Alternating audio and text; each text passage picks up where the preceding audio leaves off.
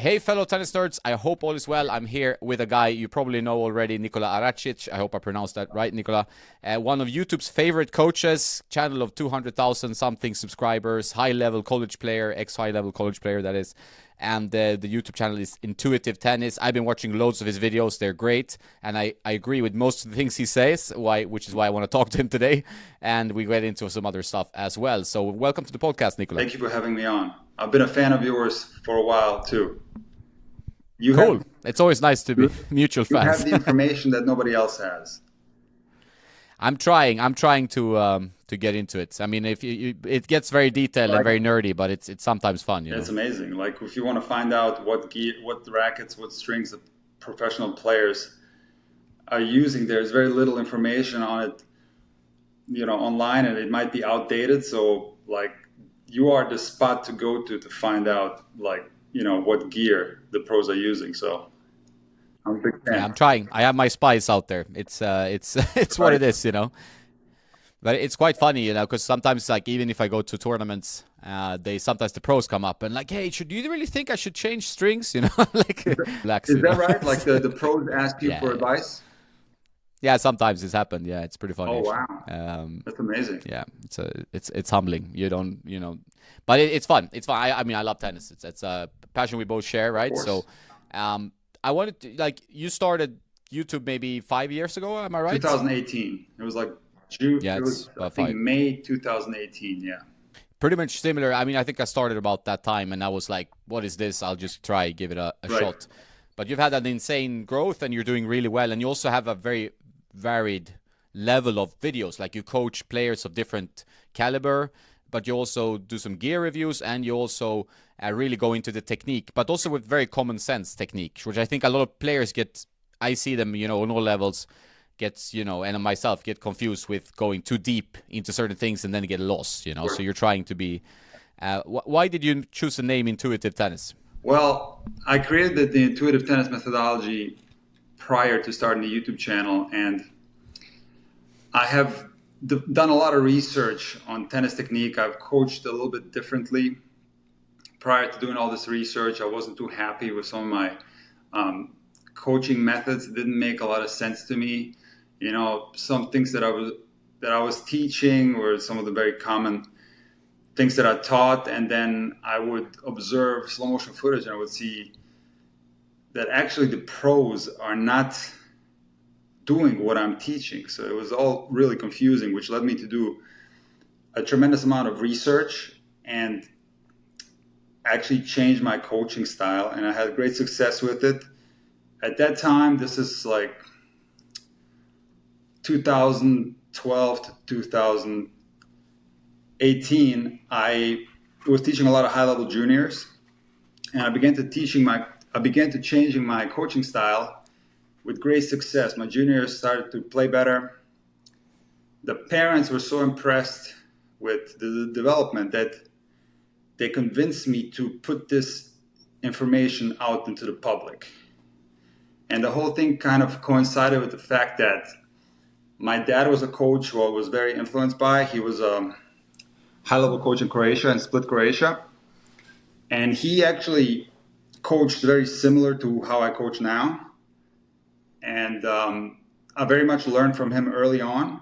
But then I went to the United States, of course, and I started teaching, and I developed a little bit more of a technical, analytical style. And interestingly, I kind of went back to his ways later on in my coaching career. So in 2017, he got diagnosed with stage 4 lung cancer. And I had this thought that like he was going to take all that information with him to the grave, like he had so many great things that he done with the game of tennis, and he never put anything out there public. He never wrote a book. He never made any videos or anything like that. So that kind of spurred me to go ahead and write the book called Intuitive Tennis, which I started, and I got about 60 pages in, and it wasn't going well. Like the writing process was very tough for me. So I thought, you know what, let me put this information out there in video format. And that's when I decided to start the YouTube channel. Yeah, it's nice that you're kind of honoring your father, right, as well. Like, I mean, it's like that you are full circle his teachings and you kind of bring them on, because I guess like also I mean, obviously you must have similar traits, right? And sometimes maybe life brings you full circle. You get into the woods of like technical coaching, and then you figure out maybe what he figured out in his life over the years. The Maybe. difference was, and I made a video about this when he ended up passing away in 2021, where the interesting thing was that he taught the way I taught without really explaining it.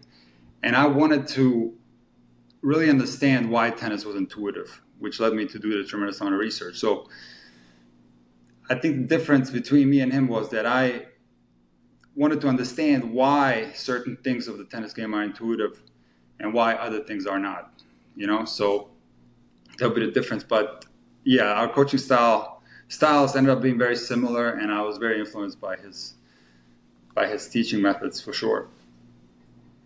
Yeah, but it's also kind of a beautiful story. I mean, I'm sorry to hear about his passing. I'm the same. I lost my father a long time ago now, but it's still like, you know, it's a connection you have, right? So, and also you connected over the beautiful sport of tennis, and you could see eye to eye in the coaching. So, what would you say is if you, for example, get a player, a student, any level really, how do you approach it differently today compared to how you did before? So before it was very much an approach where like one size fits all, you know, a certain technique that I thought was the best and apply that to all players. That's what I was doing before. And the research that I've done helped me understand that there's differences between fundamentals and style, meaning that there are certain fundamental things that all high-level players do, and then there's stylistic differences. So what I began doing was only teach the fundamentals and allow the players to develop their own style. And I think that is very important, because I think tennis can be off-putting for people. I mean, it's so difficult. We mentioned that before we started, like the growth of pickleball can, you know, it can annoy you. People love pickleball, some people hate it, but it's so easy, so you start playing it like straight away. While tennis, I love it because it's so difficult. But it can also be off-putting. But if you manage to kind of dilute the whole technical stuff into kind of smaller parts and a bit easier digestible pieces, it's much easier for players to get into it. You know, I teach a lot of beginners, and I love teaching beginners because I find it's the biggest challenge in coaching. Not to say by any means that coaching advanced players or professional players is easy. It's not, but it's a different type of coaching. It's, of course, less technical because those players are very much developed, and if they have technical deficiencies, they're minor. But when you have a beginner, especially if that beginner is like not very gifted for the game of tennis, it's a real challenge to have them play the actual game and have the ability to rally and play with a friend. And this is what, for example, my dad was really great at. He developed all these drills where players would learn to feel for the ball right off the get-go. You know, he would make them understand that hitting the tennis ball is very similar to hitting the tennis ball with their hands. Because when beginner players step on the court, you know, unfortunately, tennis is a counterintuitive game for them because they will intuitively do things wrong on the court. For example, they will approach every ball with the strings in order to make contact with the ball, which is very much wrong technique, whether you talk about the forehand, backhand, or the serve. So, for example, I'll just give you one small example. I don't want to go too much in depth, but my dad would have the players start from the contact with their hand, not even worry about the backswing, just so they can learn and conceptualize the idea of touching the ball and making contact with it. And that method has proved to be so effective because I have had many, many beginners who are able to rally on their first day of playing tennis because they learned that so important feel for the ball, you know, right from the get-go. Yeah, I think that's a great way of approaching it. It sounds, I mean, because I'm trying to coach my mother because she's quite new to tennis. My father is playing almost, you know, 4 or 5 times a week, so he loves playing, you know, on his level. And I do notice, like, if you don't have some tricks, and I notice also being not being a coach, that it's like you want to tell too much, or you want to give them too much information, and you overwhelm them. So you're like, oh, but if you serve, you should be like this, so you should do like this, and then it's like they can't digest it. It's too much, you know. It's not the right approach. 100%. Yeah. In tennis, if you have more than one idea in your head, if you want to execute several ideas simultaneously, it's impossible. You have to work on one technical element at a time. It's just impossible. It's too complex of a movement. It's too quick of a movement to be able to do multiple things at once. So, in my experience, the instructions have to be very simple and they have to be done one at a time. Yeah, I think that is very true. So tell us a little bit about the story on YouTube. I mean, like YouTube is an interesting beast. I find, you know, it's like you look at the algorithm. I'm not good at that, but you can do it in a different ways. People can do reaction videos. They can take other people's content and do something with it. They can do vlogs, or, you know, there's everything on YouTube, and it's growing incredibly. How has your approach? How has it like been through the years of working with kind of being always on camera?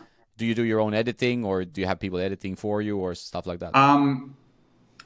I do most of the editing myself. I have had some people help me with certain aspects of it, but I pretty much do everything myself. I'm a little bit of a control freak that way. I have tried to use editors, and they never do it quite the way I like it, because see, the type of videos that I make, some of the type of videos that I make, they're very difficult to make for someone else. For example, if I tape a 1 hour or 1.5 hour coaching session with someone and I want to turn that into a 10-minute video, it's very tricky to do.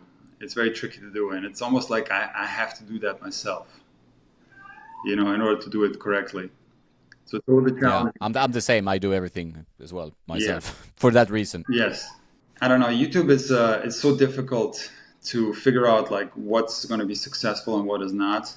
I think that if people knew how to be successful on YouTube, everybody would be successful on YouTube. It's very much a mystery. So it's very confusing. Like, I mean, I've been doing it now for a while, where I see things in our niche that don't make sense. Like, generally the things that will give you a lot of success don't necessarily give you a lot of success in tennis, you know? So a great thumbnail by no means is a guarantee that a video is going to do well. There are examples of tennis videos on YouTube that have millions of views that don't even have a thumbnail.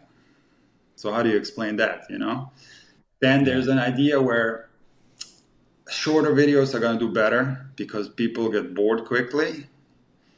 But then the confusing thing is that there are some videos, tennis videos on YouTube, that are 20 plus minutes, 30 plus minutes, that have millions of views. And then, so it's really hard to figure out what works. So what I've done is I try to make, like, every video that I make, I try to do it the best I can, pretty much. And I try really hard to not be repetitive, because that's one danger of tennis instruction, in a way where it's not an infinite subject when it comes to tennis technique. Eventually there's going to be things that you already covered that you're covering again, and I try to avoid that. Like, for example, I have a video on forehand timing that did well, had like, I think 500,000 or 600,000 views. So I really can't touch that subject ever again, because, you know, if I make another forehand timing video, I'll be competing with myself. For example, I have a beginner tennis lesson video that has, I think, 2 or 3 million views. So for me to make another beginner lesson, you know, it's kind of tricky that way. So also the fact that there are so many YouTube channels now that teach tennis. The field was saturated when you and I got into it in 2018, but now it's like even more. I think some of that has to do with the pandemic, where people had nothing to do. There was no tennis going on. So you had a lot of the professional players that started making content. I mean, Miss Williams has a YouTube channel where she teaches you how to serve. And they also started making courses. So now it's a field that's even more saturated than ever before. But also you have like famous people in the tennis scene that are making content, where before it was more like just, you know, regular guys like you and me, you know, who people didn't know, who people got to know through YouTube. And now it's like, it's just a very tough field. So the YouTube landscape has changed, and there's different types of content that is working now. For example, Tennis Brothers. I don't know if you know him. Yeah. So Felix. his content is really working, the blog style. And so there's some new younger guys that are doing really well, like the Racket Flex guys who I know personally. And my tennis, Yeah. I've seen yeah, their stuff. Yeah, my they tennis, put a lot of yeah, work. my tennis HQ. These are like younger guys who edit in a way where it appeals maybe to more of a younger audience. They edit in a way where I can't edit. That's just like, I guess you have to be young to be able to edit like that. And so that's like something on YouTube that's doing really well now. It's like the younger coaches. So Yeah. the scene is it's a tough scene. It's changing a little bit, and it's extremely competitive, and it's tough. So what I try to do is I try to keep things fresh. I try to be innovative, and I try to present like new, fresh content, not go over some of the same old stuff that's been gone over millions of times before on YouTube. No, I think you do a really great job, and I think the numbers speak volumes, and I think you have a pretty decent fan base as well, because you also find ways to approaching topics in a I've been watching a lot of videos from everyone, partly because I'm interested in tennis, but also because I'm interested in creating content, like how that works, and you get tired just watching it. Like you said, the competition is it's even in the racket reviewing space, which just came out of like coincidence. It's just there's so many people who are reviewing rackets. Right. Like I can't even count them. But So we're talking about like YouTube. But if we want to talk about like Instagram, that's where the real situation is, because it appears that every tennis coach has their own like Instagram page where they post drills and stuff. So there's literally tens of thousands of content creators now. It's crazy. yeah. I think it's like you have to choose your niche and your way of doing it, and then just believe in that, like, and keep going. Because I think it's tough if you try to be everyone or try to please everyone or do things in different ways. Like you say with the editing, I'm not like a young guy who knows everything about like editing software. I'm learning. I've learned quite a bit. Like I worked in radio when I was 20, so I know how to edit like sound and stuff like that. But all these like cool effects, transitions and stuff I don't use. Right. I just keep it like pretty basic. Of course, yeah, me too. I try to keep it as basic as I can. Sure. Yeah, because I think it's like the way I'm taught like from journalism school is that it's actually like trying to omit the needless stuff, right? So if you have a long video, you like blah blah blah blah blah blah, endless talking, which just fluff. I don't like it. Even if people watch it, I don't like it. So I try to keep it like pretty short and to the point, being at least improving over the years. But it's the competition is out there for sure. It's interesting. But yeah, you're doing well. And also I watch a lot of stuff, and I know a lot of people who like yours, probably the best in the coaching sphere. So that's good. Right. Well, thank you. I appreciate that. You also do some reviews, like you had the Roger Pro clay court shoe, for example. Yep. What did you think about that one? I'm just curious. I haven't tried that shoe. The on running. Mm-hmm. I think as far as style, I think it's a 10 out of 10. I think it's maybe one of the coolest looking shoes I've ever had. It looks really nice. It's super high quality. I actually have other shoes from On that are not tennis, so I really like that company a lot. But as far as performance, I give it a 6.5 out of 10, simply because I don't think it's a shoe that fits my foot. I have more of a narrow foot, and that shoe appears to be more for people with a wide foot, because my foot was moving around the shoe a lot. So if I would, like, for example, make a hard stop, whether it was laterally or forward, I feel like my foot was moving and kind of protruding through the soft materials on top of the shoe. So for me personally, performance-wise, it wasn't as good as like the Nike Zoom Vapor Pro or the Nike Zoom Vapor 9.5. But it's still a shoe that I can see myself like, walking around in or using for teaching, for sure. It looks really cool. Yeah. Yeah, it looks great. I mean, the same with the Vapor. I'm a Vapor fan from the looks, especially. Yeah. But then with my foot on the tennis court, sometimes I get like some stiffness that I don't get with some other brands. So I don't know why. But for you, is that one of the best shoes ever? Wait, the Nike you get stiffness from the Nike? Yeah.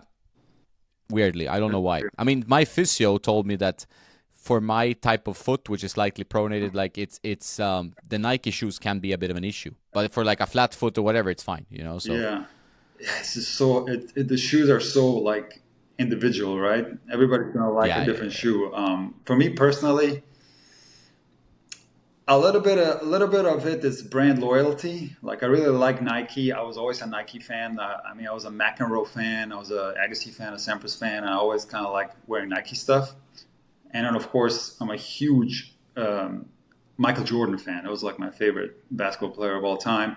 And I was a Federer fan as well. So a little bit of that is brand loyalty. But I have tried other shoes, of course, and it just suits me well. Maybe it's like I've gotten used to those shoes, especially the Zoom Vapor 9.0 and the Zoom Vapor 9.5. Like that's a shoe that just perfectly fits me. I don't think I've gotten a blister one single time. Even if the shoes are brand new, I can put them on and play like 2-3 sets, no problem. So that's a shoe that just fits my foot perfectly. And yeah, when I try a different shoe, it's just not the same, you know. Yeah, but then you're happy that they brought it back finally. I hope they continue to make it available and maybe bring out some different colors because I didn't really like the color they came out with. It was like a greenish blue. It was kind of like an ugly color. So I hope they continue to sell it and bring back some of the other colors, you know? Yeah, we talked about that. Me and my friend. I tried the shoe. I really liked the 9.5 as well. It was one of my favorite shoes. And then, but the colorway. I mean, they had some really classy ones back. I'm also a Fed fan, right? So it's like, you saw him just glide over, the court with those shoes. Just looked amazing. And then, but the colorways a few more options would be good. I would say the same. No, for sure, for sure. And they're doing some weird things with Nike where I think they know they made a mistake when they changed to the Zoom Vapor Pro because they discontinued that model pretty fast. It was only out there for a couple of years, I think. And now they came out with a new Zoom Vapor Pro and a Zoom Vapor 11, and those are just completely different shoes. Like, not that they're bad shoes, I've tried them, but it's got nothing to do with the Zoom Vapor 9.5. You know? No. Even if you look at the shoes, I feel like they took quite a big departure from the mold of the shoe. Big departure. And I have heard, to be fair, I have heard some people that like the new ones better than the old ones. You know, so that's why I say like. Shoes are so individual. Also, if you want to relate it to technique and playing styles, I know junior players who I've trained who can go through a pair of Zoom Vapor 9.5s in like a week or two. Like, players that drag their foot on certain strokes. Yeah. Oh no, when they slide, they drag the other foot on the ground, like laterally. Like a clay move. Yeah, right? they put the side of the shoe on the ground as they're sliding to give them more balance. I don't do that personally. But when you do that, the materials on the Zoom Vapor 9.5 are so soft, you're gonna get a hole in your shoe in like a couple of weeks. So depending on your movement and playing style, those shoes can wear out pretty fast. Where maybe some other ones, like some of the newer ones, they have more like plasticky materials on top, and they might be more durable. I don't know. Yeah. No, I heard from some guys. I think it was Nike that Alcaraz he brought like. I think he uses the Vapor 1 still. He tried the new one, then he went back to the Vapor Pro 1, and he used 11 pairs of shoes in the US Open, right? That's unbelievable. Yeah. He broke like 10 pairs of shoes. Well, maybe Nike is thinking like, the game is evolving into this hyper athletic game where everybody is sliding on hard court, but they forget that that's only at the top. Like, I don't know anyone at the rec level who knows how to slide on hard court. Maybe 1 out of 100 knows, So if they want to make the shoes more durable on top so people can slide, that doesn't really apply to us, the regular people. No. So bring back the 9.5. That's for us.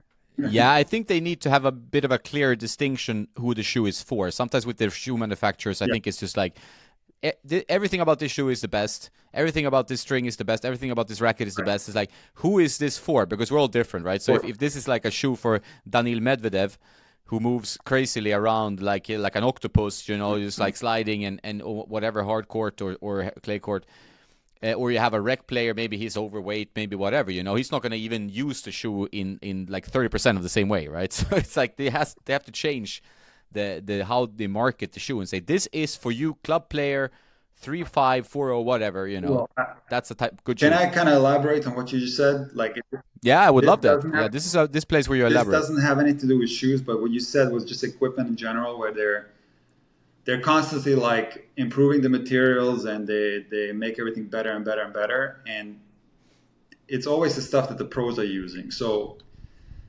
recreational players see that and they want to play with the same equipment that the pros are using. But the observation that I have made with former like elite level players, for example, there was one time where I played an exhibition with Francesca Schiavone, and this is well after she won the French Open. It was over towards the end of her career.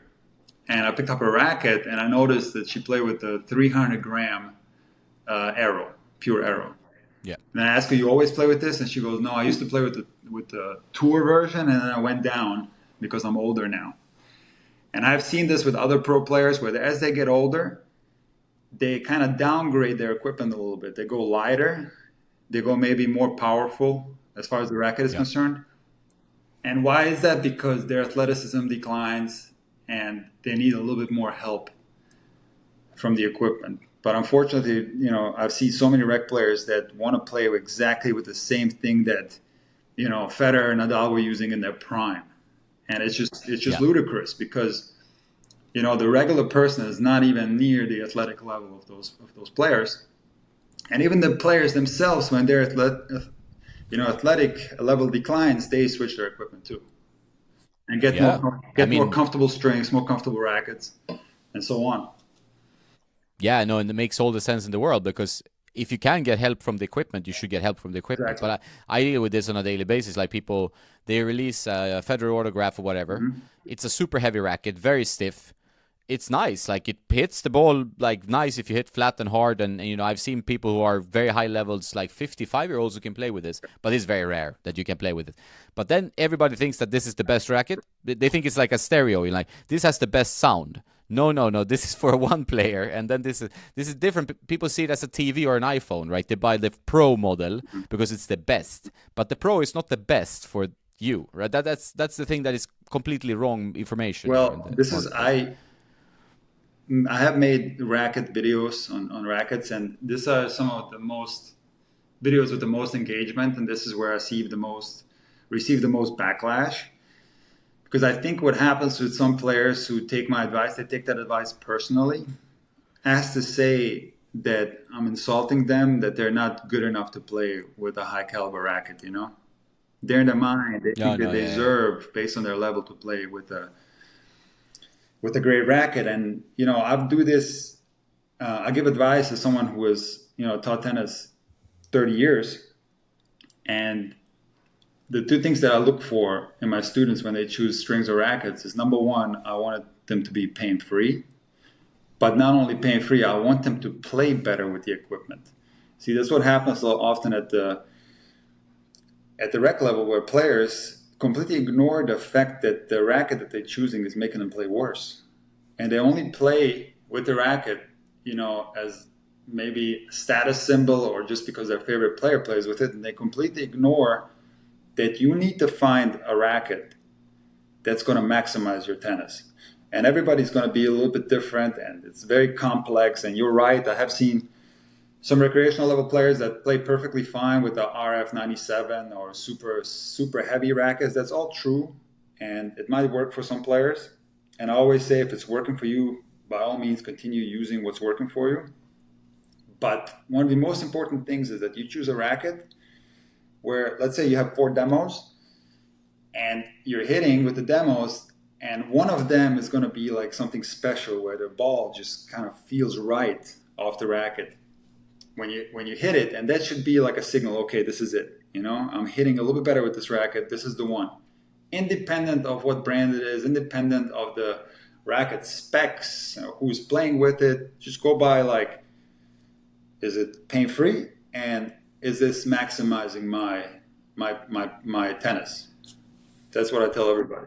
100% agree. I try to tell everyone as well, because I get a lot of, like, I do consultations. People can't find the racket, and everything, and I test everything that comes out, from also like very light 280-gram rackets, 270-gram racket, to the top 340 or even new Rafa now, which is like 370 swing weight, insane racket. Wow.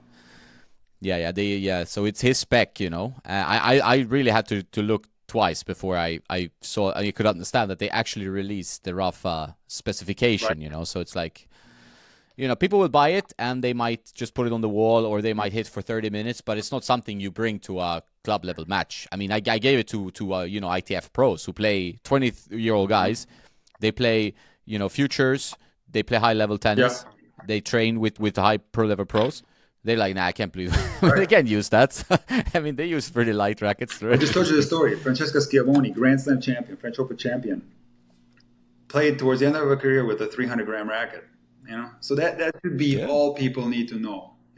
Like that should be the sign for them. But like I said, it's super complex because we talked about shoes being individual. Rackets are individual too. If there weren't, there wouldn't be so many racket models available, right? And everybody likes something different. But I'll just give you one more example of the type of things that I experience on the courts with students. So this is kind of funny. I have one student that tried to play with the Yonex V-Core 98.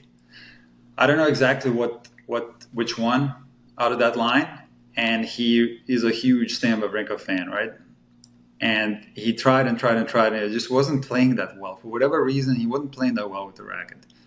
Then he took a Wilson blade, and you can just tell. For whatever the reason is, he started playing so much better. He started putting more spin on the ball. He was hitting with more power. It just looked more continuous, more flowing, his strokes. I can see, I told him, look, I feel like you're playing better with this racket. What's the reason? I'm not quite sure, but I can tell you for sure, this racket suits you better. And I have another student who is the exact opposite, who had tried to play with the blade and something just wasn't clicking with that racket. And then he went to a Yonex V-Core and started playing better. So yeah, two completely opposite cases. And that's why I say that, rackets are super individual. It's a super individual thing. Yeah, I agree, and that's the thing. You have to realize it depends on stroke mechanic, physicality. Are you do you have like training technique from when you were 4 and then you quit for 30 years? Stuff like this as well. One more thing that it depends on highly, in my opinion, is muscle memory and your own feel of the racket in your hand that you've gotten accustomed to. And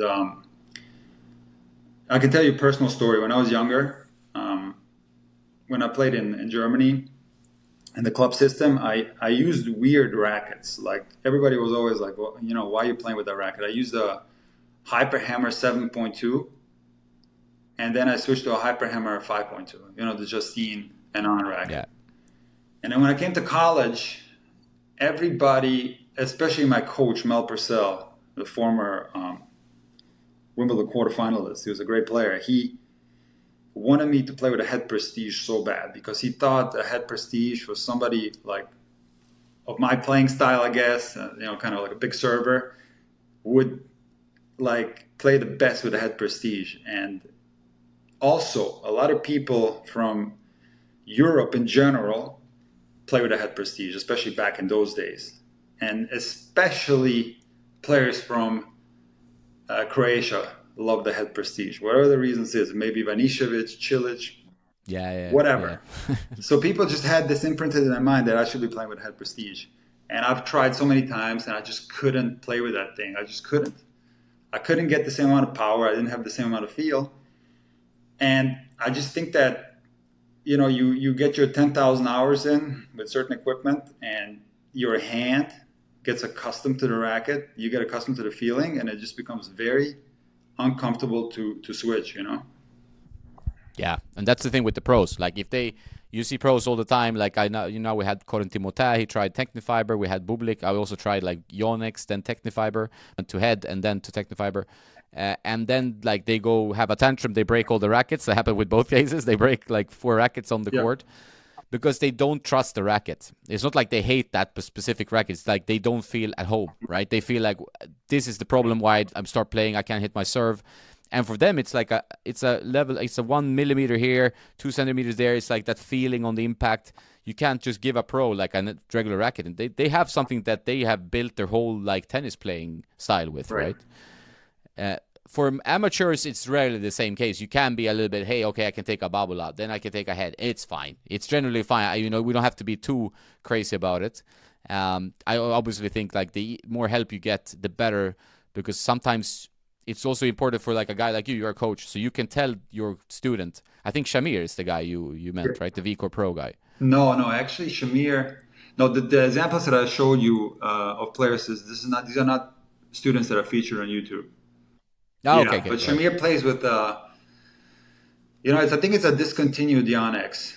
I don't know the name. It's like the old Wawrinka, maybe. Yeah, the VCore Pro. It's from 3 years Maybe. back. Yeah. I can see he that. plays with Yeah. an old racket. Yeah, because that one is if you're a Wawrinka fan, everybody wants to have that. It's not exactly what Wawrinka uses. I mean, we have Wawrinka's racket at the office, right? But that's where Tennis Nerd comes in, with all all the info. Exactly. And I think it's better to play with the model that Yonex says that Wawrinka uses than to play with the actual Wawrinka racket, because I hit that racket and that's a tank of a racket. Like that you don't swing unless you're Stan Wawrinka. Right. It's no joke. But you bring up a super important thing, with the guys breaking their rackets and blaming the rackets. See, it's very natural for a tennis player to start blaming the equipment, when things start going wrong, and they ignore other factors why they made a mistake or they're playing poorly. And I'm sure I know personally players who can play with anything. These are like high-level players, professional-level players who can pick up a frying pan and play. And they don't care what strings on the racket. They don't care what racket they play with. So in theory, and I've made a test on my YouTube channel kind of proving this theory, that the differences in your playing level when you play with different materials is minuscule. All these things are exaggerated in your mind because you are so obsessed on equipment and you are blaming the equipment first before blaming other factors. So let me just give an example. I can go out and play a match. We talked about the head prestige that I didn't like. And I can probably play very close to, if not my normal level with that same racket, with the head prestige compared to my racket. So, but in your mind, I feel like you exaggerate things to the point where you make it almost too important. And I think that can be a problem, that can be a problem. I think it's a healthier attitude, and this very much goes against like marketing for rackets, and people often don't like when I say this, but you should, if you like something, like just stick with it and don't ever think about it twice, whether it's a racket, whether it's strings. And I know that the only problem people run into is that, rackets get discontinued and they're difficult to come by. So just stock up on your rackets and just continue using it. And, I know people, they get so obsessed with tennis rackets where they start customizing their rackets and they add a little bit of weight here. They're putting weight in the handle. They're getting all super, super into it. And they're like 3.5 level, or 4.0 level. Like that's not going to be your big difference maker. You got other things to worry about other than rackets. I think it becomes this, partly it's because a marketing thing. Like having worked in marketing for like 20 years, it's like if you can buy a problem away, right. It's much easier, right? Also, it's fun. So it's like, okay, maybe this racket, because it's fun to test if it feels better, even if you're not going to get better by it. Right. Like it's a fun, people find it fun. But I usually caution, I give you the same advice. Like, I give the same advice. It's like, if I get emails, I have this racket, I love this racket, but I want to try this racket. I'm like, you have a racket that you love. Exactly. There is no reason in hell for you to change and try anything else. So if I play with guys and I bring 8 rackets because some guys want to try pro levels as well, like they want to, I want to try this, I want to try that, like they play ATP 200, they want to try some rackets. But I also can be a guy who plays 3-0, right? They want to try old rackets. Just because it's fun to try. But that kind of where it stops, because usually like you should just stick to what works for you. Exactly. I completely agree, but it's that. But it's the marketing. It's also the like level of like there's so many rackets being produced now, like because they know to keep up with sales, you need to release new models, and that kind of is like a shiny new thing. Like I play guitar, right? So it's the same with Guitar World. Like you don't want one guitar, you want to have 7 guitars and maybe 15 guitars, and for some people it's the same with cars if they have a lot of money, right? But it with rackets it can be that you're like maybe I should change. It looks great, this new model, but usually people's tennis takes a dip. Like I know I hurt my tennis every time I test a new racket. If I just play with the same racket for 2 months, I play much That's better. what, I play that's what much I'm better. saying. Yeah, That's what I'm saying. yeah. You know, it is true. It is true. Why exactly? It might be different from players, and it's a very complex thing to explain. But, and I'm not saying it's wrong necessarily to change rackets if you're playing poorly. You can, but I do think it's a problem of the constant switching of rackets, the constant customization of rackets to think that that's going to be your solution to improve your tennis game. I think that's where people go wrong. No. And I saw you made a video. I think it's also it's probably the best point, which is the least sexy thing to work on. Is like the footwork, being on your toes, being low, legs up wide apart, all that stuff, which comes natural to early players, Of course, it's a lot of fun to go and get your rackets balanced and, have them all the exact same weight and to pontificate about rackets and add a gram here, a gram there, but it's probably not as much fun to go out there and hit like 1,000 forehands or 1,000 backhands. And really, if you have some flaws, to work on those flaws and correct them, that's tedious work, but that's work that's going to provide the best results, independent of what equipment you're using. Especially, I would say that the lower your level, the less important it is what exact racket you're using. I would say, as long as you're playing with something that's not going to give you pain, then it becomes important. But I think, again,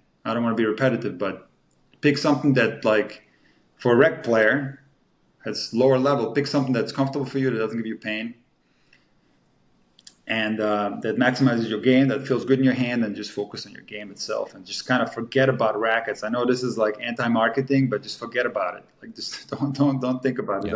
I know the marketing is strong and it's always more feel, more power, more spin, but you already have all that with your racket and you don't need more of it. Don't fall into those marketing tricks. I generally agree. Yeah, and like you say, it gets to that. If it's a problem to find the model, I'd still, there's always ways to find it. Generally, like if you have some, I mean, you can always Google around the world and you'll find the racket you like. Sure. And also, it's so nice to not be able to think about that, to take that out of the equation, because, like you said, it's very easy for a pro, for a beginner, for an intermediate player to blame the racket. Yeah. Like, it's very easy to say, hey, these strings are old, that's why I missed the ball.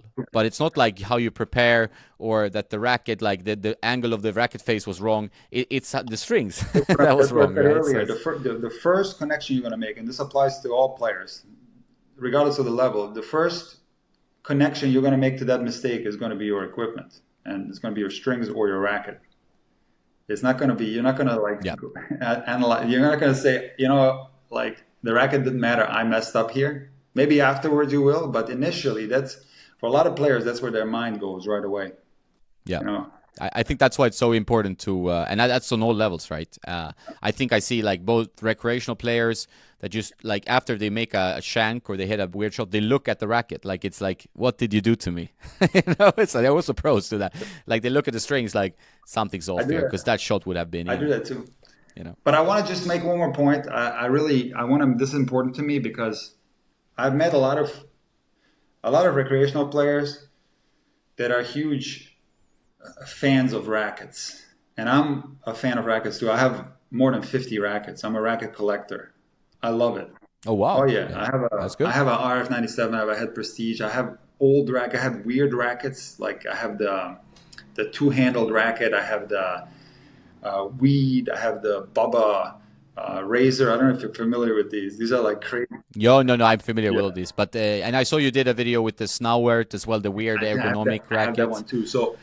So I know players who love tennis and they love rackets. And I love these type of people because I love people who love tennis, okay? So I know this one guy in particular has like hundreds of rackets. He's a collector. He buys everything. And he just buys it for fun. And he might even use it and hit a few balls with it. And he puts some of them on the wall.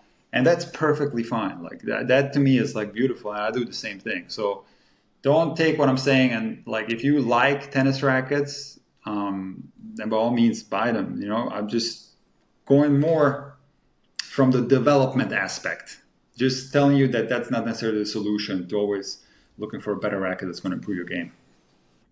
Yeah, that's a very good point. And I also, I mean, like, I'm to say I know a lot of guys who have 500 rackets, 300 rackets. I have like 120 maybe Yeah. because, you test all this stuff. But I don't have a connection to them. Right. So if like someone told me they disappeared, I'll be like, okay, fine. I have some rackets that I like, I have a Novak personal, Mari personal, Agassi personal. Those, they are, a bit special to me in a way. But the rest, I don't really care, Right. And also, I don't care if someone gives me a racket. Like I'm in Sweden now, I'm playing, and I got 2 rackets here I'm supposed to test. Never play with them. I can play fine with them. It's not like I need my special racket to play decent tennis. I can play fine with this racket. It's also not. I know how it's not the most important thing about my game. It's how I'm feeling on the day, how I'm moving, everything else. So that's it. But I think it's important to ask yourself, what's the purpose of your tennis? If it's just to have fun and test rackets, fine, do it, And also be aware that testing too much gear can be a bit bad to the arm, like because you have different rackets, different strings, different weights, different grips, and it's not always good for you. Can I add one more thing? Yeah, you can add as much as you want, man. In my personal opinion, I feel like the racket technology really hasn't changed that much. And I talked about this on my channel where I took out a old Prince graphite from Michael Chang, and then I had a very modern racket, and the materials, and you correct me please if I'm wrong, but it appears that it's the same materials. It's graphite, and the shape of the racket, it's very similar. The thickness of the beam, like the racket that was produced 30 years ago, it's very similar to the rackets that are produced now. But what's not similar is the string technology. So in my opinion, it's the strings that revolutionized tennis more than the rackets. Of course, the rackets revolutionized tennis too when it switched from the wood to the steel and then to the graphite ultimately. That undoubtedly changed tennis a lot. But I feel like in the early 2000s, with the introduction of the Luxilon Big Banger Original, in my opinion, that revolutionized tennis more than anything else, and it has created what we now call modern tennis, where guys have the freedom to rip the ball as hard as they can without sacrificing control. And I feel like it's the strings that did that and not necessarily the rackets. No, I 100% agree. I think I've made some videos about that in the past as well. But it's like polyester, if you play with a multi-filament string or a gut string setup. Like I had Serena Williams' racket in the office the other day, and she played full gut in 2010, right? Full gut, 65 pounds, almost oversized racket, 104 square inch racket, 360 swing weight, which is very heavy, right? Because it's 28 inches, so it's extra long.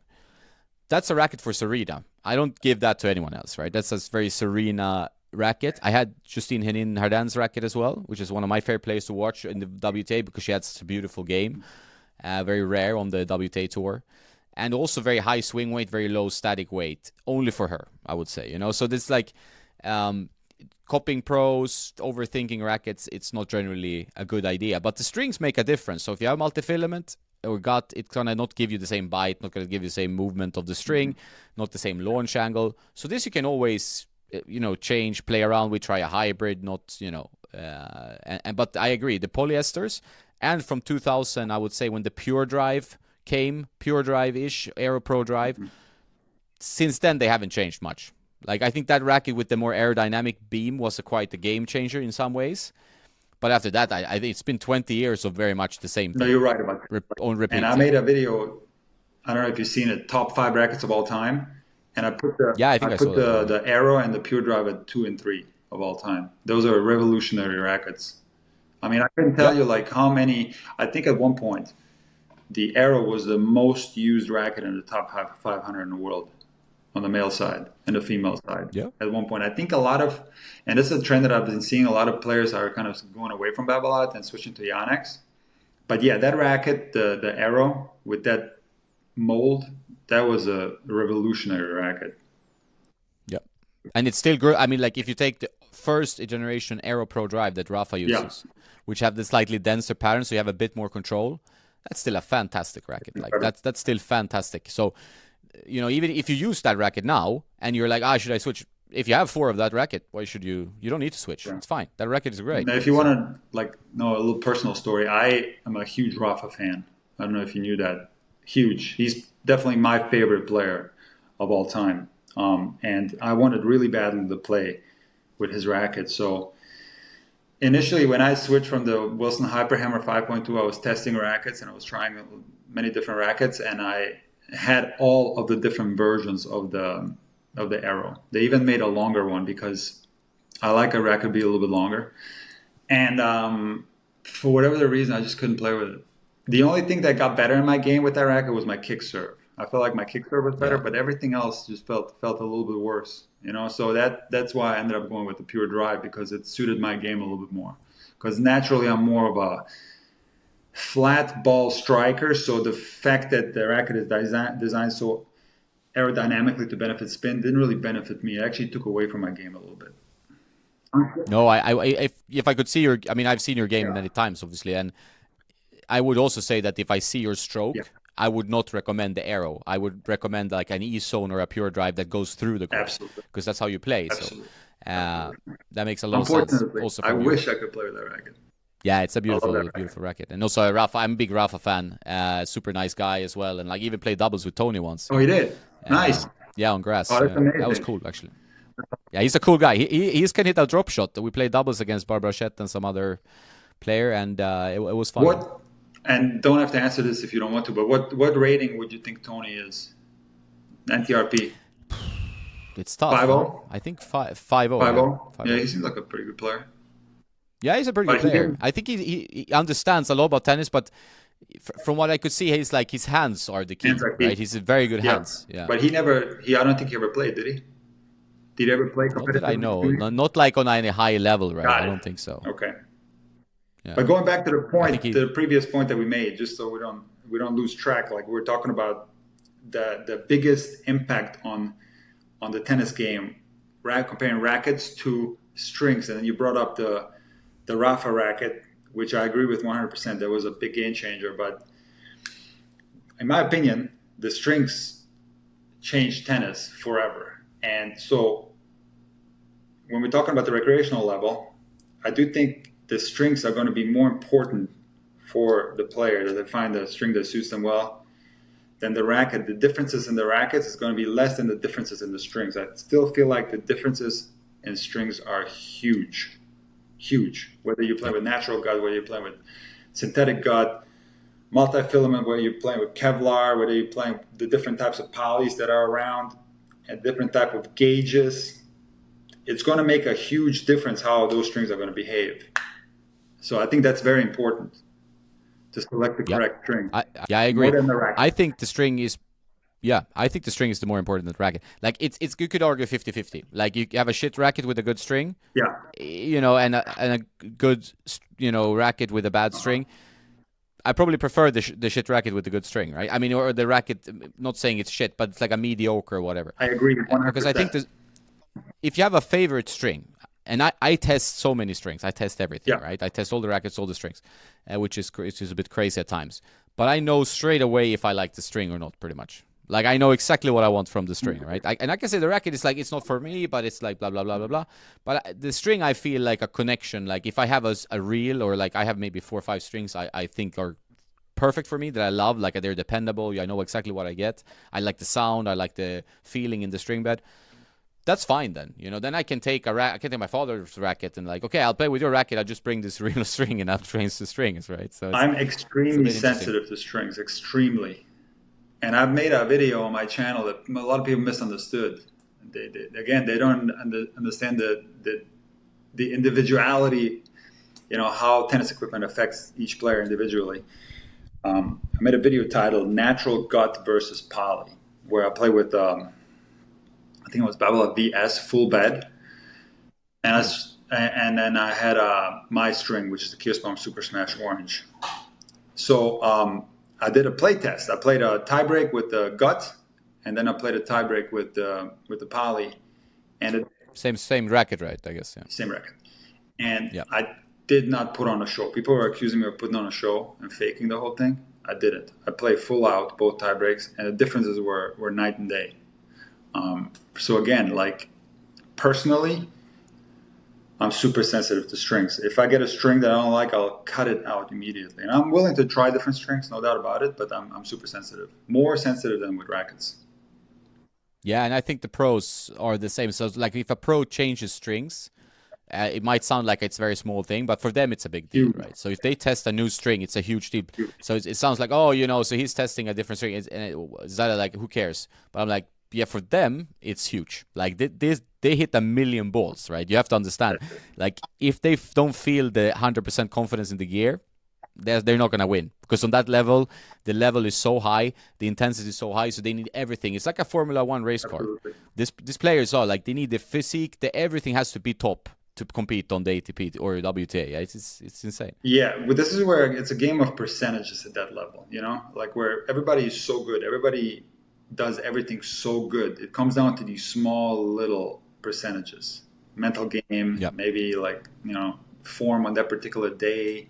It's just so complicated to explain, but it's like one player is going to be 1% better than the other one on a particular day to determine the winner. Generally speaking, of course, you got guys that are a little bit stronger, but generally speaking, everybody is so good that it's the smallest differences can make a big difference, and I think that's why players pay attention to absolutely everything. They have to, because everything could yeah, make that small difference at the end of the day. yeah.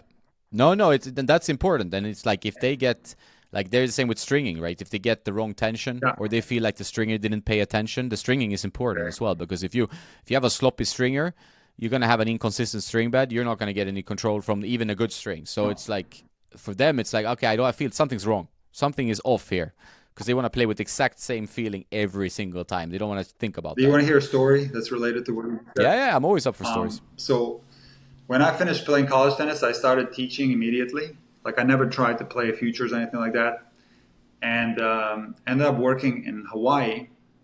And my boss was the tournament director of a Challenger and a Futures, and he held a wildcard tournament at the club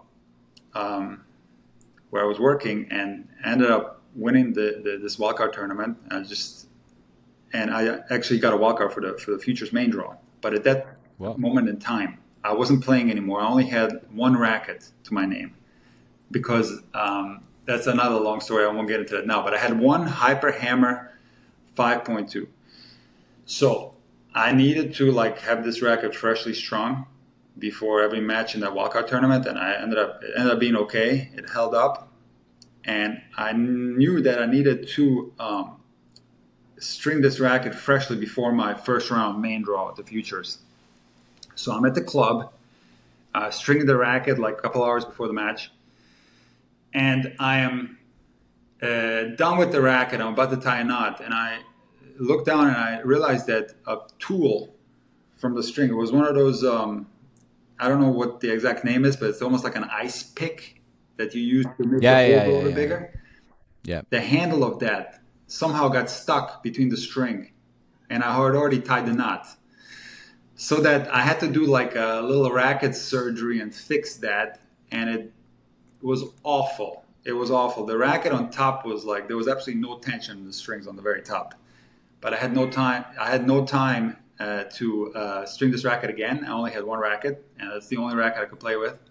So I went to the match with this racket that was strung so badly, and I tell you, the entire match I had in my head was the fact that my racket was bad. I ended up losing I played a good player, but I think I had chances, and I ended up losing 7-5, 6-2 or something like that. But I blamed the racket heavily in that match. Yeah, because I mean then you saw what happened. So it's not like you're just a ghost in your head where you're like, okay, maybe the stringer screwed up. I have a feeling there's something wrong here. You actually saw that this is not good. So it's gonna stick in your head even more, So the lesson that I teach from that to players, and something that I love Brad Gilbert. He's one of my favorite coaches of all time. And the book Winning Ugly is such a great book. It's held up all these years. Yeah, it's very good. And he said the things that you have full control over, you have to give yourself the best possible preparation. So I tell players, you have to have several freshly strung rackets in your bag so that you never run into a scenario where you pop all your strings, so you have to play with a racket that's strung too loosely or whatever. I had a match in Germany, a club a club match where I ended up popping all my strings, and my dad had to run around the club and borrow rackets for me to finish the match. So you have to have many rackets in your bag. Not only that, but you also have to have a racket that's strung a little bit tighter, one that's strung a little bit looser. Maybe the conditions are going to change. Maybe it's going to start raining. The balls are going to get soggy, and maybe you need a little bit looser racket. You know, maybe you're going to come out, and all of a sudden you're going to feel completely different. You're going to be a little bit tight. You know, maybe a looser racket can help you. So you have to give yourself every possible option to play your best tennis when you prepare your bag. So what I did in that match was absolutely ridiculous, and I do think that maybe made a small difference. You know, the fact that this was I had this racket in my head because it was the only racket I had, and something similar happened to me when I played. I signed up for a Futures here in Florida for fun. It was like the only Futures I ever signed up here in Florida for. This was a few years back, and I ended up playing well. I won 3 rounds in the qualies, and I played in the final of the qualies. And again, I only had I think 2 rackets, and I broke the good one. And I ended up playing with a racket that was completely cracked. I ended up playing with a cracked racket. So I ended up losing this match in 3 sets. And again, I do think that maybe if I had my equipment taken care of, I would have performed a little bit better. So lesson learned is that what I was doing there was I already was done with my tennis career, and I didn't really care. I didn't really have any rackets, and it was the Hyper Hammer 5.2 was discontinued. That's why I didn't have that many of them. But what I teach players is to be perfectly prepared with your bag and give yourself the best chances to win, and have multiple rackets, freshly strung with different tensions. Also make sure that you freshly grip your rackets. You don't play with an old grip. Make sure that you do have grips with you. And maybe even, depending on the level of the tournament that you're at, have your strings with you. Maybe you can send the racket off to be strung in your match, and maybe you'll get it back in time, and maybe they can help you too. So, yeah, be prepared when it comes to your equipment for sure. Don't be like me in those Futures. That was ridiculous. No, I think that's a great lesson. I think that's it's one of those things that you sometimes see the players Kyrgios, for example, when I met him in Boss Open in Stuttgart, I think he lost his bags, so he had nothing. He had to go and buy clothes and stuff. He's a guy, he generally is very relaxed, so he's I can play with, he's a frying pan guy, you feel like almost. But for most people, just take the equipment of the equation and bring some energy kind of gel or drink or banana, whatever, but just make sure your bag is chill. You have maybe even a extra pair of shoes or whatever. So if you're ready for if you play a proper tournament, you have a 3-hour match, you're gonna need stuff, So be prepared is very important. And that with maybe 1 kilo higher or 2 pounds higher, 2 pounds lower strength tension, I think makes a lot of sense, because temperatures might drop, they might go up. You might be playing in a stadium with no people first, or it's and then it's a packed, and then it's suddenly the temperatures rise and the balls just fly. It's changes everything. Well, if you want to talk more broadly, what I think is huge is to have a new pair of shoes in your bag and a new pair of socks. And then maybe if you play in 2 sets in humid conditions and your socks are drenched and your shoes are wet, you put on a fresh pair of socks and brand new shoes in the beginning of the 3rd set, you're going to feel like a new man. You're going to feel so fresh. So these are all things that can tremendously help you, And so this is why preparation with equipment when you play tennis is absolutely huge. And it shouldn't be overlooked. Extra shirt as well, just getting that fresh feeling when you have to reboot your head. Maybe Thursday you lost 2nd set in a tiebreak. New stuff, rethink. Yeah. Shorts, maybe go in a locker room and change your shorts like Rafa does. You do that, you feel better on the court. People might not think this is possible, but you do. It's those little things that can make a difference in tennis. Where all of a sudden you feel a little bit better, you start playing better, your confidence goes up, and all of a sudden, you're winning. Or you were losing before. It can make a difference. Yeah. And tennis is such a feel game. So if you feel good, usually you play well, right? But if you don't feel very good, depending on whatever you ate wrong, or you're just in a good mental state. You're talking about physically feeling unwell, or mentally? Yeah, both I would say. Yeah. Yeah, of course. If you're not feeling well, it's a battle out there. You really gonna have to test how much of a fighter you are, how much you really want it. It's just funny you bring this up because I just watched somebody posted a clip of Jordan playing in the playoffs when he had a flu and he was really sick and he didn't eat anything and he was completely drained and he still played an amazing game, ended up winning, got like 37 points. So that's up to your character as a player. Are you going to throw in the towel? You're going to really fight through adversity. But as far as like feeling from a mental standpoint, I do think there's a lot to it. It makes a big difference when you're feeling happy in your personal life where things are going well personally. I feel like you play better. I feel like when things are not going well, you don't do well. Of course, everybody's going to be a little bit different. Again, individuality, it gets complex. But what I've found with me and some of the players that I coach, that when you have your stuff taken care of off the court and you're feeling good about your life, this is going to translate well into your tennis game. Yeah, 100%. I think you see that on all levels, but also like with the pros, if they're like in a state of flux, they're going through a divorce, like even like Rafa when his parents got divorced, which was a huge thing to him and his family, right? A very close-knit family. He wasn't Rafa for a while, right? Like there was like obvious tension, that he doesn't usually have. He's usually like a fighter no matter what. There's an earthquake 5 meters outside the arena. He doesn't care. He's going to win anyway, right? But with this stuff was too much for him, yeah. I agree 100%. One thing I want to ask more about rackets before we go move on to other topics is that you're still with your extended Pure Drive, but it's painted white, or am I wrong? I really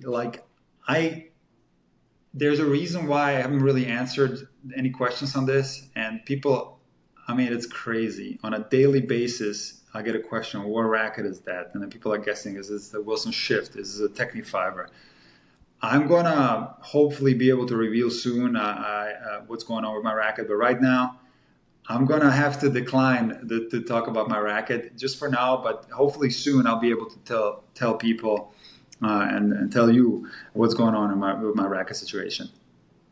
Cool. No, I like that. No, I thought so as well. I probably know I have a feeling what the answer is, but I will, so I know it makes sense. I would say I would do the same thing. Like it would be, so I completely agree with that point. But it's funny how many racket questions you get. Like, I expect to get like a billion racket questions, a string question. This is what I do. It's kind of my expertise. But like for you, I would more like say, hey man, as a 3.5 level player, what would you think would be the biggest, like my forehand, I can't keep, my take back is too complicated or whatever, but you still get racket questions. I get a lot of racket questions. Yeah, tons. And it's so funny because in all my videos, I think, or most of them, I say, I cannot give you a recommendation because I don't know you. I don't know how you play. Like if you were taking lessons with me and observe you, maybe I can give you like a hint in what direction to go to, but I can't give you any advice. I can just give you these general guidelines that I created where I tell people, like, if you're a beginner, you go with a lighter racket. If you're an intermediate, you go something in between. And if you're an advanced recreational player, you can pretty much play with whatever you want. And even within that, there are going to be cases where intermediates can play with super heavy rackets based on muscle memory or genetic predispositions or whatever. So it's super complex. I can't really I can't really give you advice. And I say this every time. And despite that, I still get questions. What do you think I should play with? What do you think about this racket, that racket? What do you think? So I can't really, I'm sorry, I can't really give you I can only give you general guidelines. No, it's the same for me. Like I get millions of comments and emails, Facebook messages, WhatsApp messages, whatever they can find. And like when I do the consultations, I usually ask for footage of playing so I can at least get an idea. And then I try to always give 4, even sometimes 5 or 3, at least within a range where I know, like I have so many hundreds of players, like, or thousands of players now with like specific advice. And you see, okay, this will work for you. If it's a very personal situation, it might not. But based on my, experience with dealing with so many players and rackets, it's like, okay, this is kind of the range. And usually people want, like we talked about before, they want to go heavier than they think they need to, right? They instinctively, they want to play with Tour, Pro, some very difficult racket. And when I give them maybe like advice on lighter rackets, they're a bit like, it's this going to be, this going to be difficult. Like, or this going to be like not stable enough or something, But It definitely helps. You have to see. I think in general you have to see. Like, or you have to get like some people they write like a novel. So if I get a form where there's 7, 8, 10 different things to reply to, they write two pages of A4 on about their tennis. You know. And that takes time to go through. Like, that's not like something you just, oh, okay, you know, it's a tremendous amount of time to read through these comments. I mean, some people write whole essays, and just like you, I get this stuff in my personal email box, and I try to respond to everyone. But it's hard to take like 5 minutes or 10 minutes out of your day and read that stuff. I mean, I try my hardest to do this, but it's tough, you know. And especially, and I mean, especially doing it for free. You know what I mean? Like. No. I think also people expect too much generally of content people, because you put in, like, you just talk about your content. Your content is, you have like a paid service where you can go to Intuitive Tennis, you know, sign up and get like in-depth stuff. But the stuff you do on YouTube is for free. Like, unless you want like YouTube Premium, you have to pay YouTube something to just have no ads. But overall, everything is free. Same with me. Like, I give loads of free content. I cannot give like free personal advice. I don't have the time. I'm one guy. Like, I do, like, I have a website, and like you know, Instagram, Facebook, all this stuff. You can't just, like, your time is all you have in life, you know. So if you can work 24/7 all the time, you still won't be able to answer like 50% of the emails and messages and everything. So Look, it's like, this is something that I talk about a lot on my channel. And the classic thing that I get, maybe on a almost daily basis, is people sending me videos of their strokes, and they ask me, what do you think I'm doing wrong? You know, so I just compare this to like other professions where like you would go to someone and expect them to give you like, give a service completely for free, you know? It's just something that doesn't make a lot of sense to me. People wouldn't do this in real life. They would, hire you for a lesson and then ask you. But online, for some reason, they feel like they can do this. And very early on, I did respond to some of these people. I tried to give them some general tips and tell them, like, you know, if you want me to go in depth, you got to pay for a video analysis.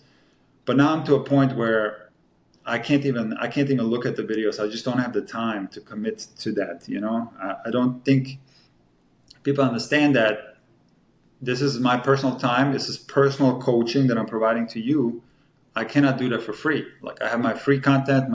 All my videos are free on TikTok, Instagram, Facebook, and YouTube. It's all free. Doesn't cost you anything. But if you want me to be your coach and look at your serve or your forehand or your backhand, I can't do that for free. You're gonna have to pay me, and that's it. But I'm sure that everybody gets this who's in our field. You know, I'm sure it's very common. But I think people want stuff for free. I think the internet kind of opened this, like you said, like it's open. Like, I would never expect anyone to give me anything for free. Like, that's just how I grew up. I mean, like, an old school guy, but I'll buy a lesson, like, right? Wouldn't you go, like, you want to get trained, so you would just buy a lesson. You would figure out how on a website. You would buy the service, and then you'll get the coaching, right? Yeah. And I'm the same with like software and stuff. If like I use a software, now I'm older, I have more money. Like, I pay for the software. I mean, it's not an expensive software, but like I'll pay for the stuff I like and use. Right. You know, partly I feel like that's my duty. Right. I'm paying. I'm not going to go to like Pirate Bay or stuff when you did when he was younger. You know, like, oh, I can't afford like a, Final Cut or whatever. But now, like, if you can't afford it, but I get it from people who obviously can't afford stuff. And if they can't, okay, fair enough. You know, I get it. But it's also like a one person thing. So you can't just give from yourself. Your life is not only work. So you have to have like time to be a human as well. So it's like people have a sometimes tough time understanding this. You know, they want so much from you. Yes, it's true. It's very true. I get it on Instagram, so I'm sure you get this. People write you a question. I try to reply often to questions on Instagram, which, sometimes I shouldn't, but I do that. And then, or in stuff I don't reply, I don't miss it, I don't have time, I just ignore it. They started writing like question mark, like I haven't seen it. Like it's like, you owe me a reply. I'm like, I can't owe everyone. I've gotten that too. I've gotten a lot of, for whatever the reason is, out of all my social medias, Instagram is the one where I get the most trolls by far. And I even get to the point where in my DMs, but thankfully there's a filter there. You don't have to open it. You can delete it right away. But I've gotten threatened like in there physically. Oh wow. Yeah, I've got some really bad hate messages. Why? There was a certain videos that for whatever reason triggered that person. You know, certain topics, certain videos that I made Mm. triggered that person. And yeah, so I've gotten that. I know I took screenshots of that because that when you get a threat, you take it seriously. So, of course, didn't reply. But yeah, also sometimes you're so right. Somebody will send you a question, you don't respond, and then they get upset that you didn't respond, and they start cussing Yep. you out. So Yep. they don't realize that They like did. you get there's on Instagram. There's so many messages that you get from companies that are trying to work with you. There's scammers on there. There's all kinds of stuff happening on there. Like I can't even if I go into my DM thing, I can't even. There's so many people in there. I don't even know where to begin. To be quite honest with you, like it's great. No, no, and you get fatigued, right? You don't So you get remember tired somebody from. sent you a message like 2 months ago that's somewhere way down in your message feed. You don't remember that person, or so it's hard. It's very hard. Yep. No, it's the same. I noticed that, and sometimes you feel like, when people turn off like comments or turn off stuff, this is just post it, and like it looks so relaxing. It looks like you just post it and leave it. What are you talking about? Explain. Like for example on you, I mean this is not Instagram. I guess you can't turn stuff off. Maybe you can turn off comments and stuff. But like on YouTube, for Yeah. example, like some channels they turn off the comments. Like I guess that's bad for the engagement, but it must be very relaxing to have that turned off, so you can't get any interaction. You're just like posting it, and if you like it or not, I'm what so up glad to you you, brought that right? up. I think it's such a bad look. That's just my opinion, but I hate Yeah, people that turn off their comments because it makes them yeah, it yeah, makes them it makes them look like a big P word. You know what I mean? It's yeah, just yeah, like yeah. you can't take it. Like if you're gonna make something that's gonna hurt people, like just take it. Like don't like see. This is the beautiful thing about YouTube is that it's a public thing, and we do have the comment section. Like sometimes on Netflix, I wish there was a comment section, right? Yep. Because that's the beautiful thing about YouTube. So when you don't give the people the chance to speak their mind, I think it's a very, very weak move. Yeah, and also there's information to gain. Like I often see, I tend to go for the positive stuff. Like if I listen to a song or something I see on YouTube, Yeah. I want to read how other people resonated with that song or with like, and you feel like a connection to that in a weird way. Like that, it's like I don't look for this shit. Like I don't look for some politics stuff where people go Sure. crazy in the comments is just full of trolls. But it's nice to be able to use. It's a social media, right? So you connect that way. Absolutely. So I think the comments feel is good. I think like the DMs is an interesting field because that is a bit I'll be weird, honest with you. But I don't the think it's right. I'll be really honest with you. I never liked the idea that people can DM me on Instagram. I never liked that idea. Because you can't on YouTube, but like you can literally DM anyone. You know? yep, you can turn it off though. Or Some you can people do turn it that. off, but you could try Yeah, to DM Roger Federer. Like, yeah, he turned it off, for oh, did he example. really? But Rafa has not, for That's example. not So it's okay. different. So Yeah, I but I would guess they have some person managing them, right? see. I would Managing never their in a account. million years like bother these guys, like tag them or try to DM them or anything like that. So like it just I don't know, but I don't like that aspect of Instagram. I really hate. I don't like. I mean, the DM can be super useful though for real conversations. If somebody really wants to work with you, really wants to collaborate with you, if a brand wants to work with you, it's fantastic. But all that other Yep. nonsense, I could live without. Yeah, I think you have to be pretty strict with what you reply to. I guess filter like and be I a don't bit like I. reply. Sometimes I try to be too much of a nice guy, and Well, that's not one thing I always the learned best. in all my these years on social media, I don't respond anymore to like negative stuff. If somebody like is cussing me out in the DMs or telling me how wrong it is what I said, like I'm not going to get into a conversation with you. I'm just not. I'm not. I'm not going to No, respond that's good. because what I've learned the hard way is that if you try to talk to that person and try to change their mind, you can't. You can't change anybody's mind in the comment section. They already had their mind made up. When I first got on social media, I'll never forget this. It was very early on. Maybe I was doing it for 3 months.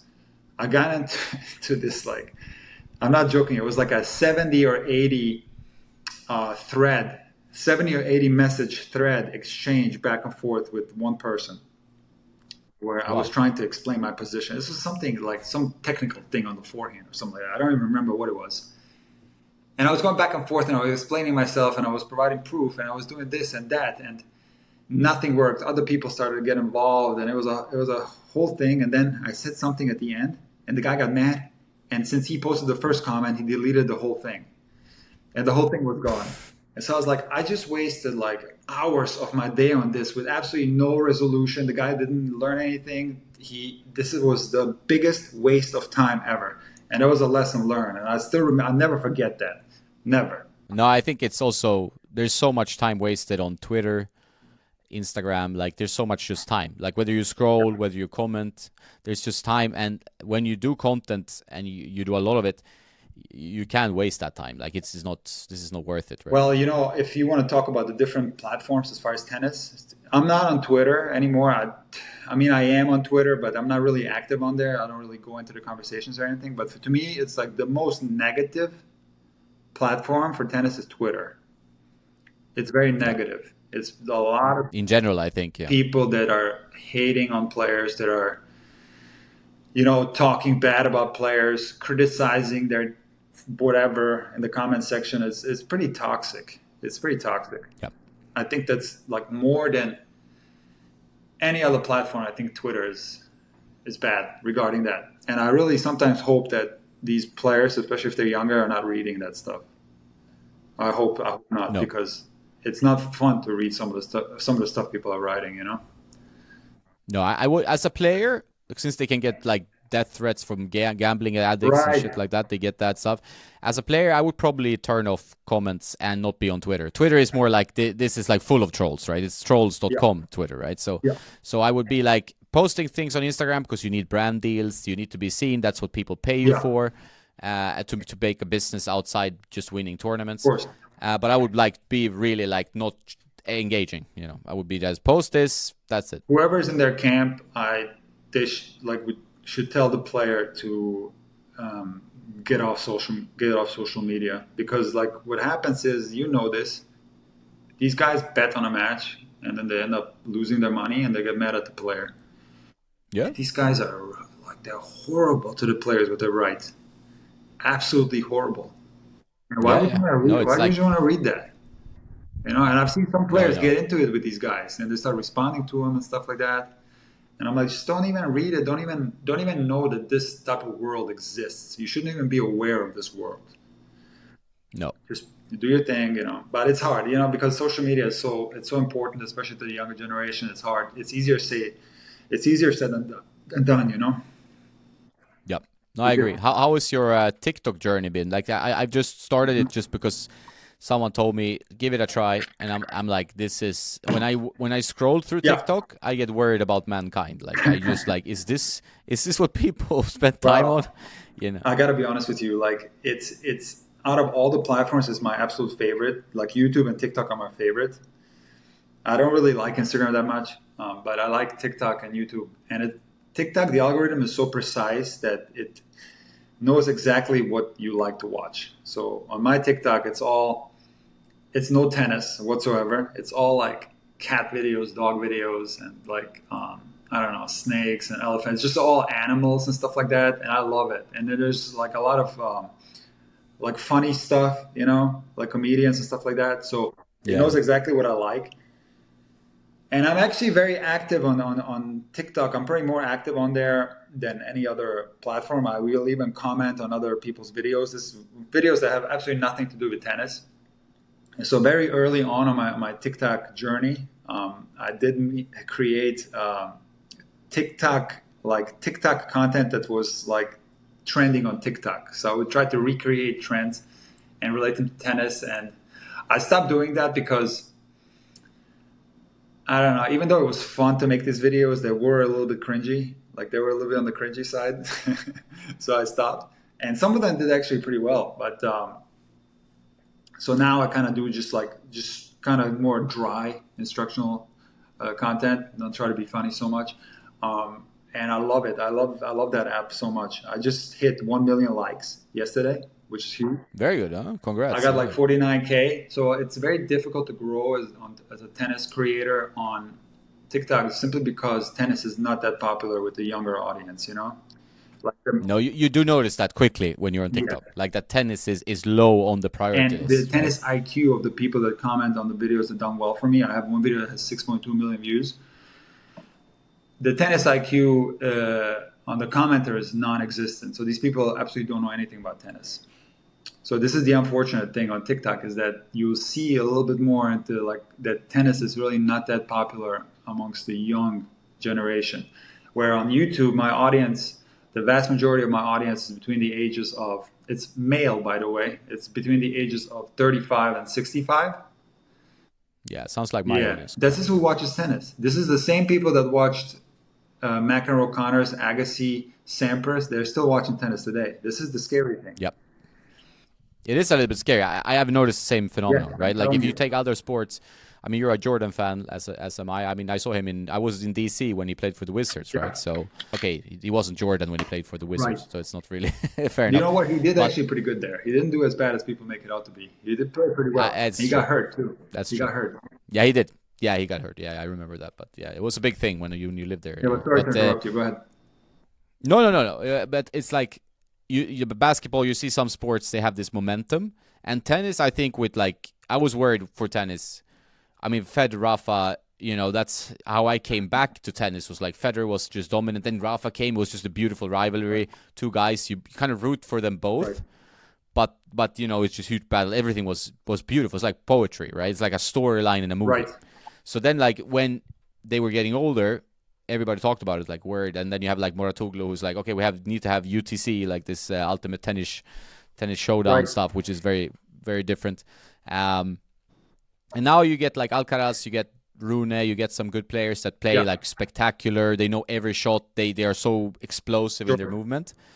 So you get some hope. But on the other hand, like the overall trend in society, I don't think favors tennis that much. So it's like that's my Not worry. at all. I just made a video titled "Stop Watching Highlights," which some people misunderstood. The video explained Yeah, I wanted to ask about that. I actually wrote that as a note. So the yeah, people keep going. misunderstood what I was trying to say. You know, and it's also a good topic to explain what you were just talking about. See, in this modern culture where there's people don't have the patience to sit through an entire match, and highlights have become very popular on YouTube, on Instagram, on all the apps. People like to watch highlights, and what I was claiming in this video was that you're not going to learn the nuances of tennis by watching highlights. It's going to be pure entertainment, and of course, if you want to be entertained, and by all means, watch highlights. I'm not saying it is fun to watch a guy hit a crazy shot, a tweener, or it's fine, no problem at all. But you're not going to learn the nuances of tennis. And I referred to an interview that I watched on the Functional Tennis Podcast with Ivan Ljubicic, where he was asked, what is the difference between you and the like some of the Grand Slam champions? And he said that they played their best tennis when it matters the most.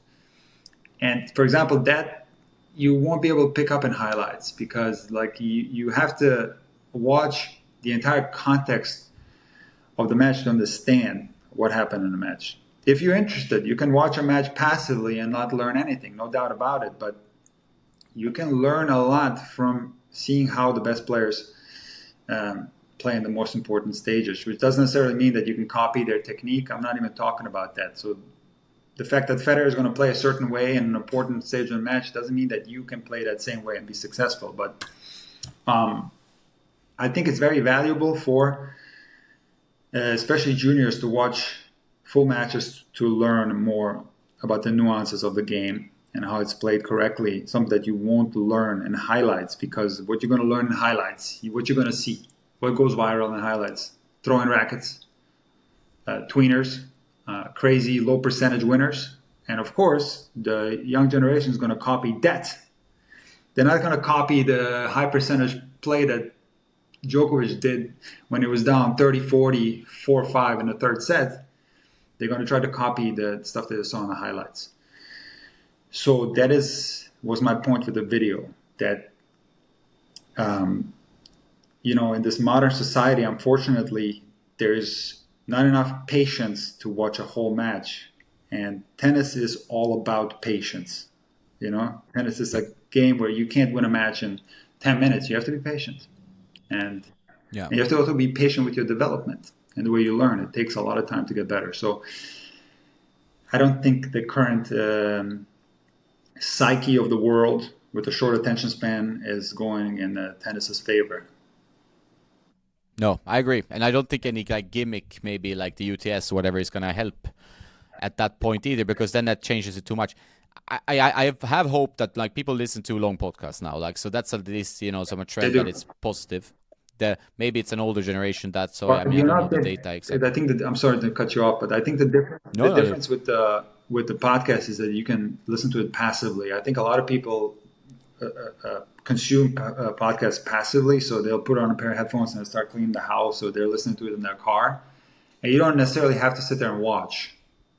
So I think that's why a long form content like that podcast can do extremely well, because it can be consumed in a few different ways. Whereas, things that you actually have to watch, that if it's long form, it's going to be tough. That's getting shorter and shorter and shorter. Yeah, I'm the same. Like, I used to read a lot of books. Like, now I feel like I don't have time to read books, which is wrong, really, because it's just about prioritizing time. Right. But it's like, I even wrote 2 books, and that was like a huge time investment because you have to put in time every day. But and that's just kind of generational. Like, the span is shorter. They may be faster with certain synapses and stuff. Right. But I also think you miss something in tennis if you shorten the format, or if you're watching. I don't watch highlights either generally. Like, I like watching even bad matches because I want to see the story. So it's like, this guy, he was tired at the start. He got down, loves 3. He couldn't find his first serve. He looked really miserable. Then something happens, right? And you can only see this if you watch the match. You can only see, like, then he just found his momentum. Something changed. He changed his shirt. He did something. He talked to his coach. Nobody saw that. And then suddenly he's back, and it's 4-3. Then it's like even up till tiebreak. And in the tiebreak, someone found like some extra gear or whatever, or it was just 1 point that changed everything. And then you see, like, from the second set, then the guy who lost the tiebreak, how will he respond? Mm-hmm. And how will the guy who won the tiebreak? Because that is like, when you lose a set, the start of the second is always that, like, will you keep momentum, or will you just give away momentum? It's like one of the key things in tennis. But you don't see that in highlights. This is exciting stuff for me. Like, I really like this. Like, oh, look at this guy. He cannot find this part of his game today, so he has to go to plan B, C, D, E, F. Exactly. Like, tennis is not all about winners. Like, how interesting is it to see somebody playing well, up 4-1 or something, and then all of a sudden, like, collapse and lose the set? To me, that's super interesting. Or somebody, how about when somebody's up, like, doesn't happen too often, up 5-love, ends up losing. Like, you want to see what happened. Like, how do you end up losing this? Like, So that's something you cannot see in highlights. And to me, that's one of the most entertaining things ever. When I know that something like that happened, I will watch a match on replay and watch that part of the match. And to me, it's very entertaining to watch something like that, Yep.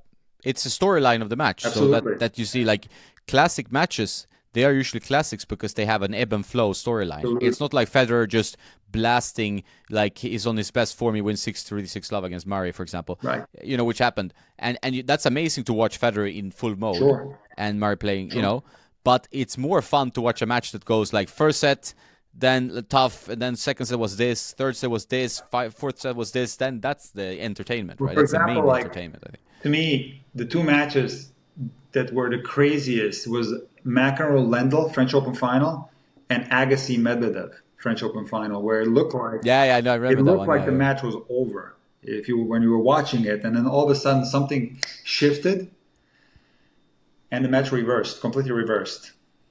Unbelievably exciting matches. But which match to me was one of the most entertaining, and one of the, like, you could barely stand watching it. It was very hard to watch. Was Gaudio against Coria. Do you remember that? Yeah, I remember that. I saw that one. Yeah. I felt so bad for Coria. He deserved that match so much, and it was rough to watch. It wasn't meant to be. But how entertaining was that? And it wasn't as far as the level, it wasn't the greatest level of tennis, but it was still. That's what tennis brings. It's like when, the mental side of the game is exposed and visible to everybody watching, and the players on the court down there helpless. That is a really, really interesting thing to watch. Yeah, even like matches that are bad, like for example, Dominic Thiem, Alexander Zverev, US Open final, COVID final. Absolutely. Tennis was so bad. Like these players can hit rockets, and but they were so nervous. Yes. They knew that they was the best chance of winning a slam, Yes. maybe their only chance potentially. Yes. They couldn't find any shots. Like they had nothing. So it's just all mental, right? It was all That about was finding. very, very. It was very entertaining to watch. You couldn't tell me Yeah. that wasn't like. I mean, I know the level of tennis wasn't nowhere near their best, but still, it was very entertaining to watch. Yeah, because you know the stakes are so high. As well for them personally, it's such a high stake. That's Like, what it's just like, created oof. that poor play, you know. But Yeah. just to go back on what we were talking about before, the short attention span, and that, you know, there's always talks about how they want to reduce the length of the matches. And they have actually done a lot to reduce the length of matches. I mean, they don't play 5 sets anymore at the Masters. Doubles, third set is gone, and the ATP Tour and WTA Tour, it's still there in the Grand Slams. But tennis has already started to reduce the length of the matches. Yeah. But I can tell you a personal story. When I was in college, Division I college has always experimented with tennis scoring. Like they always experimented. So they had like, when I played, they started doing sets up to 4. And this is going back like almost 25 years ago. And now if you look at junior tournaments here in Florida, they're going playing sets up to 4. And what I can tell you is the following, that the shorter, and of course this is my opinion, the shorter you make a tennis match, the more luck is involved. So when you play a super tiebreaker in a third versus a whole third set, luck is going to be a greater factor. Now I will add to this that the greatest, if the discrepancy in level is there, it's not going to matter. No matter what scoring format you have, the best players are always going to be the best players. And this was somewhat proven that there was a huge prize money tournament here in Southeast Florida many, many years ago with a good prize money. And it was all tie breaks. And it was a huge draw. And it was round robin format. And the best player ended up winning. So I do think that the best players will prevail. But I do think that generally speaking, the shorter you make the format in tennis, the more luck gets involved. And that's something I don't like. I think that's the case with everything. Like you take the least. It's like a statistical analysis. Like the shorter you make it, the more variance you have in the results. So then it's not going to be true, right? It's like, True. I mean, I used to play professional chess, right? So, and in chess you had like 6-hour games, like 6-hour games, like you sometimes 7-hour games, which then you really like, okay, get like full on display. You will see, but then you can play a 5-minute blitz game. Right. And then there's more variance. The best player technically almost always wins. Like the same like tennis. Exactly. The levels are so clear. Like I know in tennis, for example, if you play someone who is, you know, a 0.5 better than you NTRP, for example, we say that, you know, we play a 5.5, 6.0, whatever, in a Euro 4.5 or, you know, 5.0 even. You see, I mean, unless you're delusional, you know what's gonna happen, right? Like it's so clear. Like you people might lose 6-love to a guy who's 0.5 better. I guess you've seen that. Like that's what I've seen at least, you know. And you know you can experience it well. Absolutely. You play someone. Oh, I used to play futures. Okay, Well, and then it's tennis is such a honest game. You know who wins? it's You know. crazy. I mean, if you look at the Winston Du, who I know personally, he's from Rockford, Illinois. I used to live in Rockford. I used to work in Rockford, actually, at the same club where he grew up. Like his channel is great because he plays a lot of these like former pros, super high level players, Yeah. and it's always the same score.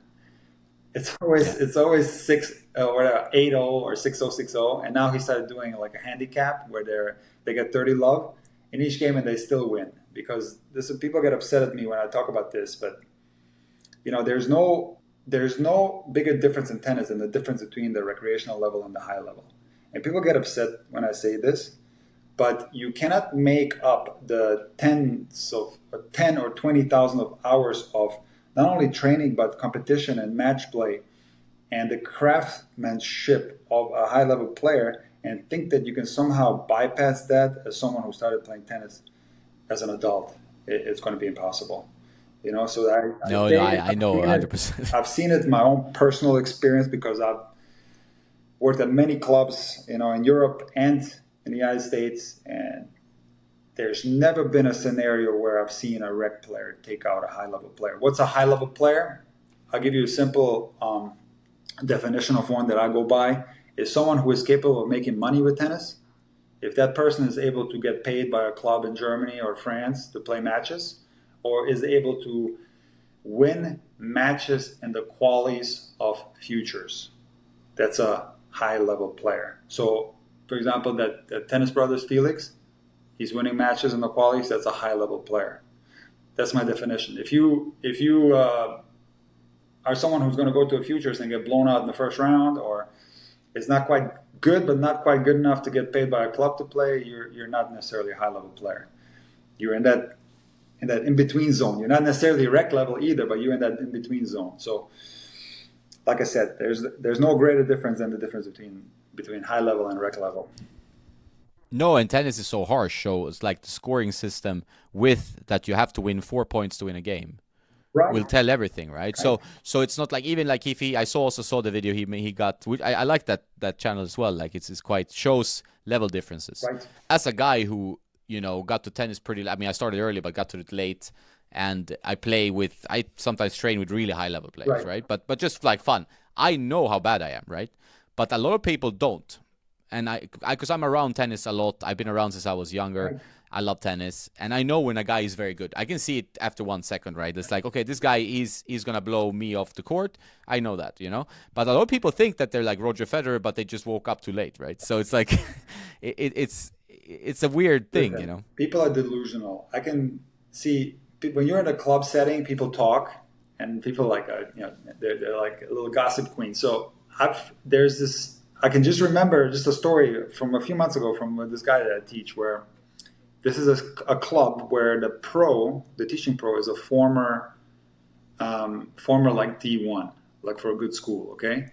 And there's this guy that plays on a rec team who's like in his 60s, who's good. He's one of the best rec players in the place, and he's telling everybody how he thinks that he can beat the other guy, the D1 guy.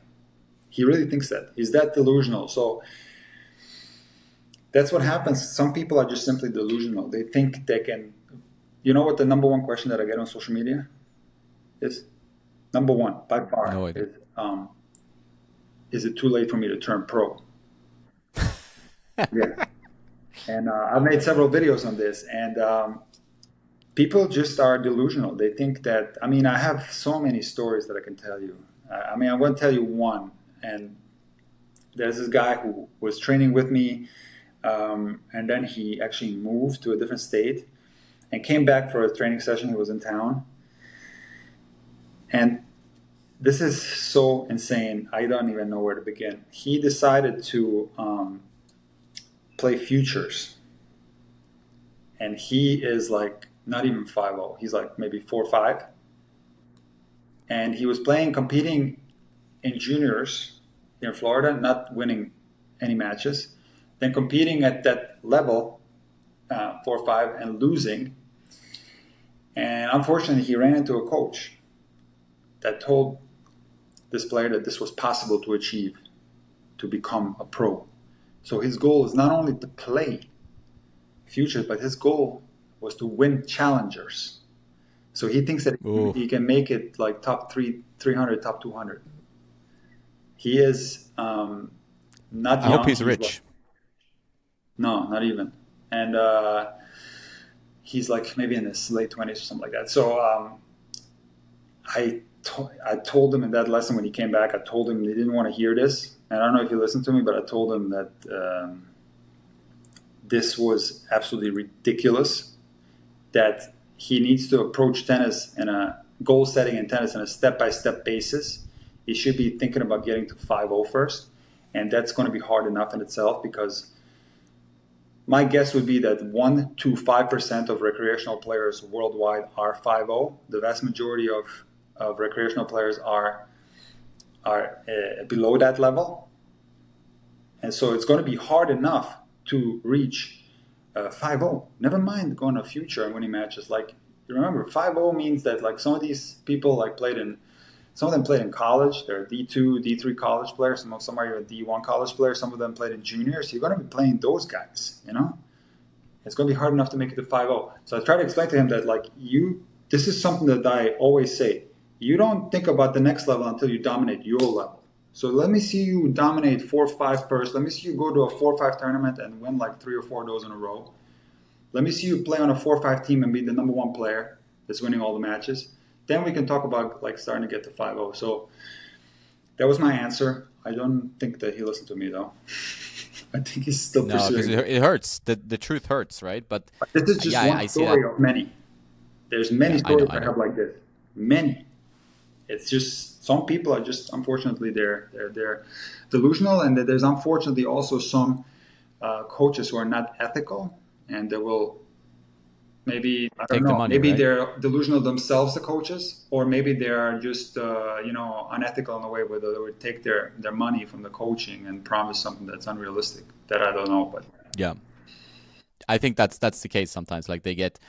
Or, I mean, people generally, I think I found that sometimes with like successful business owners, leaders, they are thinking like, oh, I made a lot of money. So since I can make money and I used to play tennis, I can now be like awesome at tennis. But tennis is one of the harshest sports to become better at, right? So you need to dedicate loads of time, money, effort to just, like you said, go 0.5 level, right? So from NTRP 4 to 4.5, it's a very high step to take, and people do it and you applaud them, but that requires a lot of work. But I don't think they've been around the lower levels. I think that's a problem maybe sometimes with tennis, that people don't realize how many layers on the tennis cake there are. Like there's so many layers, and the guys on the lowest level of futures that win one match in qualis, like you say, and I have friends that do this. I have friends that played 150 in the world. I know how good they are. I also know everything in between, right? So it's just so difficult to even if you have the most money in the world to just put like in training, in diets and everything. But it's just so difficult. Like these guys can hit a rocket's ball, but it's not enough still to sustain a career, So the first video of this year that I made was like explaining tennis levels, and I made a pyramid. I don't know if you saw that video. It did pretty well. I don't think I saw that one. I think it got 40,000 views or 30,000 views, something like that. And I spent like a good month preparing for this video and really trying to present explanation of tennis levels that doesn't have anything to do with numbers. So just kind of explaining the different levels with words. And I came up with a pyramid that had many, many different levels there. And even within like what I call the high level, there was like 4 or 5 different levels even within that. And I tried to explain it the best I can. And I collected some data and I made some calculations on how many players are of the caliber that I categorize as high level, and I compared that to the total amount of people that play tennis worldwide, and guess what the ratio was? It was like the chances of becoming that is just like playing the lottery. Yeah. No, I mean like you can. It's even if you see a guy that has top 200 potential, that does not mean he's going to make a successful career playing tennis. This is what I want people to understand. I'm not talking about being on TV and playing in front of in Wimbledon. Yeah, well, everybody knows that's like winning the lottery. I'm talking about playing like Division I college for a known school or doing well on the futures. Like that is going to be very difficult to achieve for the vast amount of people, even for those who start playing tennis at a young age. There's no guarantee that they will reach that level. I mean, I've seen many who never go that far.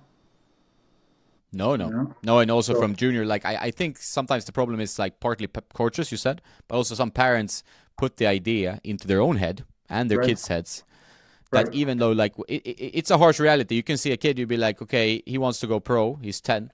Yeah. Usually you can tell even like he's not going to be pro. Like, I mean, sometimes they have a growth spurt, sometimes things change, but generally you can see athletic ability and talent pretty early, right? So you see, okay, it's very unlikely that this guy, you need to win like Orange Bowl, you need to be like really high up winning the junior tournaments to have a good chance of doing it. Good account to follow is ITF Tennis on Instagram, because they'll post pictures of pros when they were in juniors. And almost always the people that are winning in the pros, they were winning in the juniors. Rybakina was winning all the big junior tournaments. Iga Swiatek was winning all the big junior tournaments. Same goes for the men, whether you're talking about Rublev, whether you're talking about all these other guys, Zverev. They were doing incredibly well in the juniors. They were dominating the juniors, and of course, their chances of becoming one of the best players in the pros is much higher, you know. But Yep. I just tell people like, look, if you are like playing here in Florida and you're playing at the lowest junior level, like you're playing what's called level 7. They even have level 8 now, which is beginner. But let's say you're playing level 7 juniors and you're losing first round in the tournaments. Like you have to. There's nothing wrong with that, and you should always have step-by-step goal setting approach. But if your parents are telling you you're going to be playing Wimbledon, it's one of the biggest contributors to junior players quitting, because if the junior is very young, they might be naive enough to believe that they might be in Wimbledon, but as soon as they are mature enough to understand that this will most likely never happen, they get very down on themselves. And because the goal that they have is so unattainable, so far away, they end up getting very disappointed, end up quitting as a result of it. There's a lot of these serious junior tennis players who end up quitting tennis as a result of improper goal setting, either by their parents, usually always by their parents. And it's just something that's a big mistake, a big trap, you know? Like I said, step by step is going to be the key. Now, when we're talking about someone who's, people always bring up this clip of Djokovic where he's talking about how he was dreaming about, you know, winning Wimbledon and stuff, and he was dreaming of becoming number one. Yes, of course he was, because why? He was one of the best juniors in the world. So naturally, what's the next step when you're there? The next step is to replicate that on the Pro Tour. You know, that's the natural next step. Where somebody, like I said, that's losing level 7 first round in the tournaments here, and he hears Djokovic saying, you know, what is that saying? Aim for the moon, shoot for the moon, you'll land among the stars. I don't think so. You know, go step by step instead. That what Djokovic was saying made sense to him because he was destined to be number one. He was one of the greatest juniors to ever live. But this might not apply to you. You know. I agree 100%, and I think it's also much more digestible as a person to have. I mean, that's for everything in life. Like if you aim to be like a 1% better thing in anything you do, you know, every hobby you do, profession, you can't go and aim to like, oh, I'm gonna be the max level, highest level, if you're at a pretty low level. Like that's too much, right? So just take it step by step and see where it takes you. And I think in tennis, it's good, like you put it. I think that if you're not winning these junior events, if you're not winning the kids events, and you're just not dominating, I mean, how are you going to move up to the whole ladder, like futures, challengers? Even if you're winning on Challenger Tour, does not mean that you're going to be like dominating or be top 50 ATP even, you know? It's like, that's the problem. Also, like, right? So. I listened to an interview with Riccardo Piatti on the Functional Tennis podcast, and he was saying that like it generally might take players 5 years to break through once they initially get on the tour until they break through and become. He calls a pro player somebody that's in the top 100. It takes 5 years. So, like, it's a lot of suffering. It's a lot of hard work to break through. Like, the days of you coming onto the scene and blowing through, yes, there might be some of the examples of that still out there today, but that's very unlikely to happen. It's just a grind out there, you know? And most players, unfortunately, somewhere along this path, they either give up or something happens and they end up quitting, you know? Yeah. I think if you give yourself reasonable expectations of what tennis will give you, yeah, I think you will enjoy tennis more. And like any level, yeah. right? So if you have reasonable expectations and you play it because of the joy it gives you, not because of any like monetary, you know, I understand if you're young, maybe you want to go to college, maybe tennis can be a pathway. It's a great pathway, but still like have normal expectations. Well, I think it helps. What you just said was something that's so important. Some people play tennis because of some kind of monetary goals. That's like maybe the worst goal ever to have, because tennis is nothing but spending money until the very, very top. I mean, everybody knows this. So like you have to love playing a match in front of nobody with absolutely no money on the line, and play the same way in that match as you play if you were playing for $1,000 or for $100,000. That's the true test. If you're playing tennis for money reasons, that never works out. Listen, I played tennis for money. I was like what they call in Germany like a prize money pirate. I didn't play futures, but I played like every weekend. I played prize money tournaments, and I played leagues. And then when I first moved to Florida, I played prize money tournaments too for about 10 years. So anytime that it was in a final and there was like maybe a difference of $1,500 or $2,000, and anytime that I obsessed on this, I end up losing. You know, that's a big trap in tennis.